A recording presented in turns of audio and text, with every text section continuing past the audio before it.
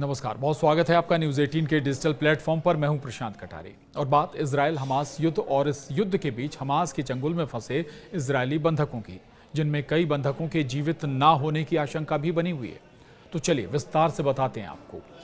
दरअसल गाजा में बंधकों की स्थिति गंभीर हो गई। हमास ने 47 इजरायली बंधकों की तस्वीर जारी की है, जिनमें से ज्यादातर के जीवित ना होने का दावा किया गया है। हमास ने कहा कि नेतन्याहू सरकार ने युद्ध विराम समझौते को ठुकरा दिया, जिससे बंधकों की जान खतरे में पड़ गई है।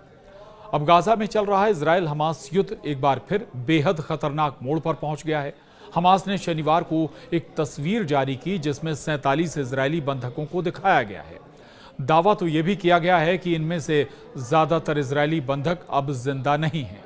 ये तस्वीर विदाई संदेश के तौर पर साझा की गई है, जिससे यह संकेत मिलता है कि बंधकों की जान खतरे में है। वहीं हमास ने जो तस्वीर जारी की, उसमें सभी 47 बंधकों को दिखाया गया है और हर बंधक को रॉन अराड नाम से चिन्हित किया गया है। रॉन अराड वो इजरायली वायुसेना अधिकारी थे जिन्हें 1986 में लेबनान में पकड़ लिया गया था और बाद में उनका कोई सुराग नहीं मिला। हमास की ओर से जारी तस्वीर में क्या है, ये भी आपको बताते हैं। दरअसल इस तस्वीर में हमास ने लिखा कि प्रधानमंत्री बेंजामिन नेतन्याहू ने युद्ध विराम बंधक सौदे को ठुकरा दिया और सेना प्रमुख ने भी दबाव में गाजा पर हमले की इजाजत दे दी। इस वजह से अब बंधकों की हालत बेहद खराब हो गई है। वहीं इजरायली अखबार वायनेट के मुताबिक 47 बंधकों में से केवल 20 के जिंदा होने की संभावना है, जबकि 2 की हालत नाजुक बताई जा रही है। वहीं बाकी के मरने की आशंका है। हमास के सशस्त्र विंग अल कसम ब्रिगेड ने कहा कि आपके कैदी गाजा के अलग अलग इलाकों में हैं। उनकी जान की जिम्मेदारी हमारी नहीं होगी, क्योंकि नेतन्याहू ने उन्हें मारने का रास्ता चुन लिया है। उन्होंने धमकी दी कि अगर इजराइल का हमला जारी रहा तो बंधकों का हश्र भी रॉन अराड जैसा ही होगा, यानी ना जीवित मिलेंगे और ना ही मृत। इससे पहले जनवरी से मार्च 2024 के बीच हुए युद्ध विराम में हमास ने 30 बंधकों को छोड़ा था, जिनमें 20 नागरिक, 5 सैनिक और 5 थाई नागरिक थे। इसके अलावा 8 मृत बंधकों के शव भी लौटाए गए थे। मई में उन्होंने एक अमेरिकी इजरायली बंधक को संकेत के रूप में रिहा किया था।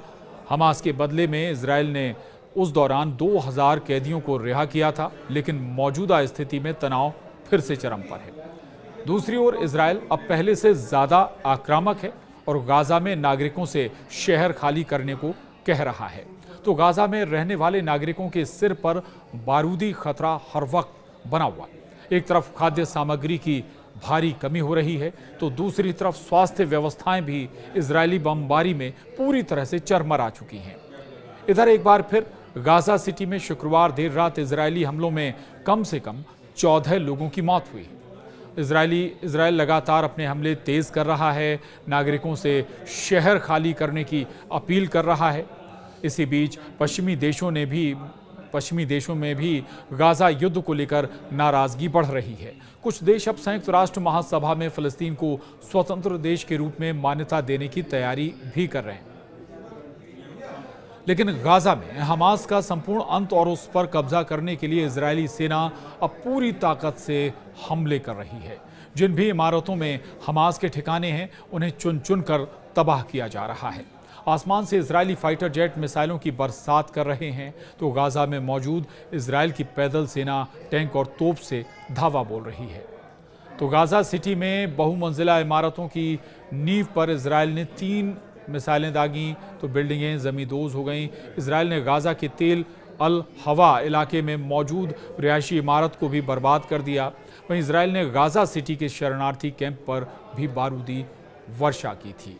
इतना ही नहीं, गाजा सिटी में इजराइल एयरफोर्स अब पर्चे गिराकर लोगों को बहुमंजिला इमारतें खाली करने के लिए भी कह रही है। खाली इमारतों को जबरदस्त बमबारी कर बर्बाद किया जा रहा है। गाजा में जिस तरह से इजराइल नरसंहार कर रहा है, इजराइल का विरोध तेज हो गया है। यूरोपियन यूनियन ने इजराइल पर नए प्रतिबंध लगाने का फैसला लिया है, तो ब्रिटेन, फ्रांस और कनाडा ने इजराइल के हमले की आलोचना की है। ब्रिटेन और फ्रांस के इस फैसले से न सिर्फ नेतन्याहू बल्कि ट्रंप भी भड़क गए हैं। रिपोर्ट के मुताबिक इजरायली सेना विध्वंसक हमले कर आने वाले दिनों में पूरे गाजा पर नियंत्रण कर लेना चाहती है। सूत्रों की माने तो इजराइल बाद में गाजा का विलय कर ग्रेटर इजराइल का निर्माण करने का मकसद पाले हुए है। लेकिन इजराइल का ये सपना इतना आसान भी नहीं है।